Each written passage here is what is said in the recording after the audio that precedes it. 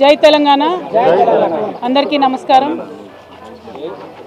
చాలా senior journalist గారు మునీర్ గారు మరి ఒక 6 నెలలు దాదాపుగా క్యాన్సర్ తోని బాధపడి వారు నిన్న మొన్ననే మరి లేకుండా అద్భుతమైనటువంటి నాలెడ్జ్ తోని వాక్చాతుర్యంతోని ఆయన ఎంతో మందిని ప్రభావితం చేయడం జరిగింది। మరి మునీర్ గారి కుటుంబ సభ్యులకు నేను ప్రగాఢంగా నా యొక్క సంతాపాన్ని సానుభూతిని తెలియజేస్తా ఉన్నాను। వారికి 3 బిడ్డలు ఉన్నారు, ఒక కొడుకున్నాడు। వారందరితో కూడా నేను మాట్లాడడం జరిగింది। వారందరూ కూడా ఒకటే కోరారు, మా నాన్నగారు చేసినటువంటి కాంట్రిబ్యూషన్ని తెలంగాణ పట్ల వారు చూపించినటువంటి ప్రేమని ప్రపంచానికి మీరు తెలియజేయండి అని చెప్పి వారు అడగడం జరిగింది। నిజంగా కూడా మునీర్ గారు చాలా కష్టపడ్డారు తెలంగాణ వాదాన్ని పెంపొందించడంలో। వారికి నేను ఘనంగా నివాళులర్పిస్తూ ఉన్నాను।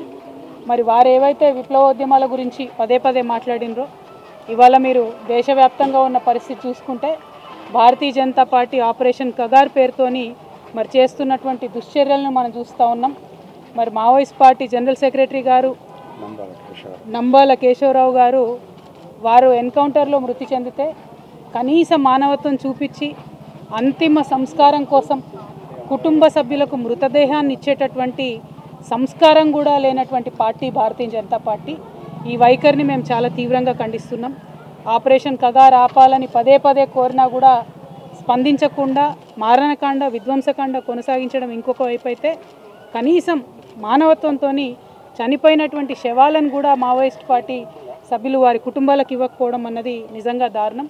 ఇది కుటుంబాలన్నీ కూడా బాధపడేటటువంటి సందర్భం। ఈ వైఖరిని మేము తీవ్రంగా ఖండిస్తున్నాం। అట్లానే మరి మంచిర్యాల జిల్లాలో నిన్నగాక మనం చూసినాం, సరస్వతి నది పుష్కరాలు కాళేశ్వరం దగ్గర జరిగినాయి। ఇదే మంచిర్యాలకు ఎంపీగా ఉన్నటువంటి వంశీ గారు కాంగ్రెస్ పార్టీ యొక్క దళిత వ్యతిరేక వైఖరిని ఎండగడుతూ మరి వారు చెప్పడం జరిగింది, మమ్మల్ని ఇన్వైట్ చేయలేదు సరస్వతి పుష్కరాలకు, నేను బాధపడ్డా, ధనం కన్నా పదవి కన్నా కులం గొప్పది ఈ సమాజంలో, నాకు చాలా అవమానం జరిగిందని వారు చెప్పడం జరిగింది।